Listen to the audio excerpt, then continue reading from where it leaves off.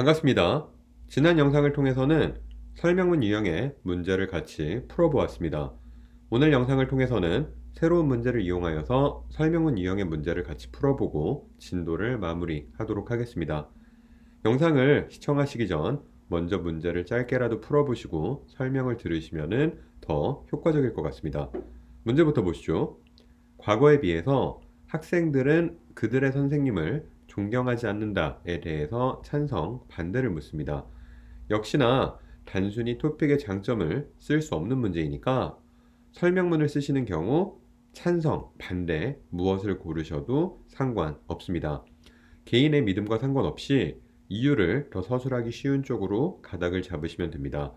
해당 영상에서는 주어진 문제를 찬성한다는 전제하에 설명을 드리도록 하겠습니다.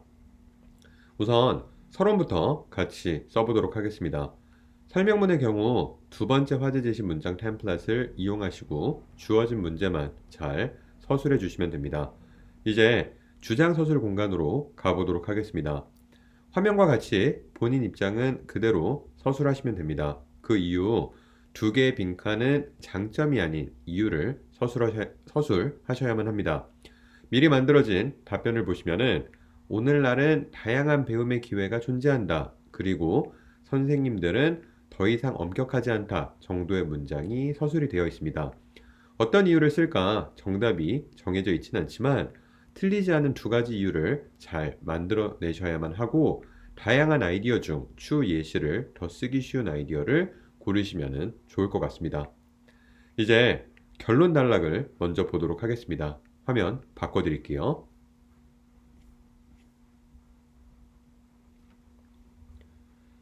설명문의 경우 내 주장을 먼저 쓰시고 이유 1번과 2번을 온전한 문장으로 나열하신 후 마지막 빈칸은 본론 단락 1번과 2번의 내용을 명사 형태로 압축하셔서 서술해 주시면 됩니다.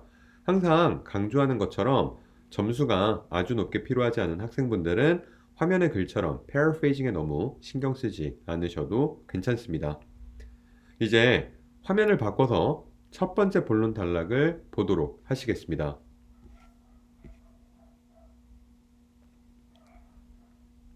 기존 주장문의 경우 단락 첫 번째 빈칸에 명확한 토픽 센텐스를 서술을 했지만 설명문의 경우는 첫 번째 빈칸은 주장, 두 번째 빈칸은 이유 1번을 서술해 주시면 됩니다.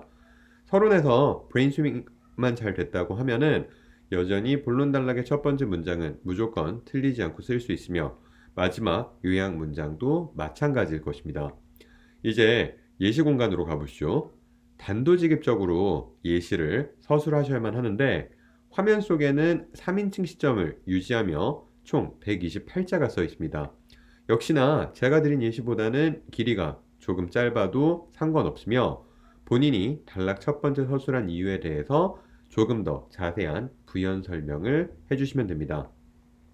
또한 만에 하나 누군가 3인칭 시점을 유지하여서 글의 분량을 만들기 어렵다고 하면은 지난 영상과 같이 개인의 경험을 1인칭 시점의 서술을 통해 분량을 채우시는 것도 가능합니다. 화면을 바꿔서 다른 답변을 보여드리겠습니다.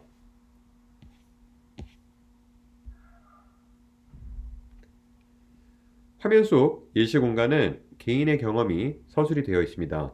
아무래도 설명문의 경우 암기를 통해 예시를 서술할 수 없다 보니까 작문에 어려움을 겪는 학생분들이라고 하면은 혹은 점수가 높지 않게 필요한 학생분들이라고 하면은 1인칭 시점의 예시 서술도 하나의 좋은 시험 준비 방법일 수 있습니다. 제가 영상 시간을 좀 짧게 만들기 위해서 충분히 화면 속에 에세이를 읽어볼 시간을 드리지 못할 텐데 화면을 잠시 멈추시고 글을 읽어보셔도 좋고요. 추후 댓글을 통해 자료를 요청해 주셔도 좋을 것 같습니다. 이제 두 번째 본론 단락으로 넘어가 보도록 하겠습니다. 기존 주장문의 경우 명확한 토픽 센텐스를 첫 번째 문장에 서술하시면 됐습니다. 하지만 설명문의 경우는 이유 2번을 바로 서술해 주시면 됩니다. 템플릿 두 번째 문장의 경우 기존 주장문 템플릿과는 달리 두 개의 빈칸에 추후 쓰시게 될 예시의 키워드 두 개를 채워주시면 됩니다. 글을 쓰시는 과정에서 일단은 빈칸으로 두고 예시를 다 쓰신 후 빈칸을 차근차근 채워주시는 것도 하나의 좋은 방법일 것입니다. 그리고 예시 공간을 잠시 건너뛰고 마지막 요약 문장으로 가보시면은 첫 번째 빈칸은 본인 주장, 그리고 두 번째 빈칸은 이유를 서술해 주시면 됩니다. 첫 번째 본론 단락과 마찬가지로 어디까지나 표현의 어색함과 문법 오류가 없다는 전제하에서만 paraphrasing은 신경 써주시면 좋을 것 같습니다. 이제 마지막으로 예시 공간으로 가보시겠습니다. 총 119자의 분량이 화면 속에 들어있는데 역시나 실제 시험장에서는 지금보다 조금 짧은 예시를 서술하셔도 됩니다. 또한 3인칭 시점으로 분량 만드는 것이 누군가에게 어렵다면 첫 번째 본론 단락과 마찬가지로 1인칭 시점의 예시 서술도 가능합니다. 오늘 영상 강의 진도를 정리해 보도록 하겠습니다. 설명문을 작성하시는 것은 조금은 더 어렵게 느끼실 수 있으나 시험장에 가시기 전 하나의 명확한 템플릿을 암기하는 것은 가능하고 글의 전개 순서는 항상 동일합니다. 포기하지 마시고 조금만 다른 학생분들보다 시험 준비에 시간을 투자해 주시면 그만큼 더 시험장에서의 변수를 줄이는 것이 가능할 것입니다. 지금까지 주장문, 비교문, 설명문 총 3개 독립형 유형 글쓰기 틀에 대해서 알아봤습니다. 시험 출제 가능한 문제 유형을 모두 알아봤으니까 다음 영상부터는 각 문제 유형에서 출제될 수 있는 다양한 문제들을 같이 풀어보며 시험을 준비해 보도록 하겠습니다. 오늘도 긴 시간 동안 영상 시청해 주셔서 감사합니다.